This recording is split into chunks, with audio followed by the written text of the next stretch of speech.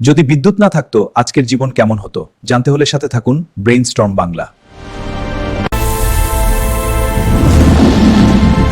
একসময় পৃথিবী ডুবে থাকতো অন্ধকারে, আলো মানেই ছিল আগুন আর প্রদীপ শিখা। 18 শতকে বিজ্ঞানীরা বুঝতে শুরু করেন বিদ্যুৎ প্রকৃতির এক রহস্যময় শক্তি। ঘড়ি পরীক্ষার মাধ্যমে বেঞ্জামিন ফ্র্যাঙ্কলিন প্রমাণ করেন বজ্রপাতের সঙ্গে বিদ্যুতের সম্পর্ক। 19 শতকে শিল্প বিপ্লবের সময় বিদ্যুৎ হয়ে ওঠে উন্নতির নতুন সম্ভাবনা। টমাস এডিসন তৈরি করেন কার্যকর বৈদ্যুতিক বাল্ব এবং ডিসি বিদ্যুৎ ব্যবস্থা। এডিসনের ডাইরেক্ট কারেন্ট পদ্ধতি সীমিত দূরত্বে বিদ্যুৎ সরবরাহ করতে পারত।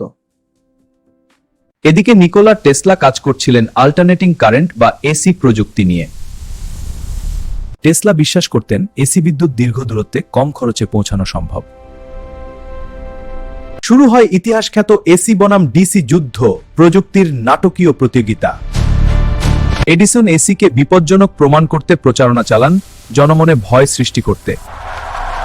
কিন্তু টেসলা ও জর্জ ওয়েস্টিংহাউস মিলে এসি ব্যবস্থাকে আরো শক্তিশালী করেন।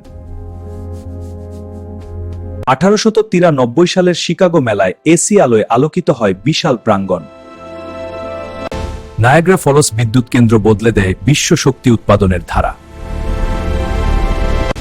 এসি প্রযুক্তির জয় বিদ্যুৎকে পৌঁছে দেয় শহর থেকে গ্রাম, শিল্প থেকে ঘরে ঘরে।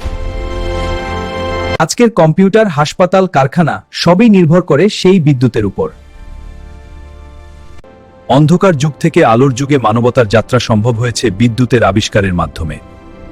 ভিডিওটি ভালো লাগলে লাইক ও কমেন্ট করুন, অন্য বন্ধুদের জানানোর জন্য শেয়ার করুন। নিত্য নতুন ভিডিও পেতে ফলো এবং সাবস্ক্রাইব করতে ভুলবেন না।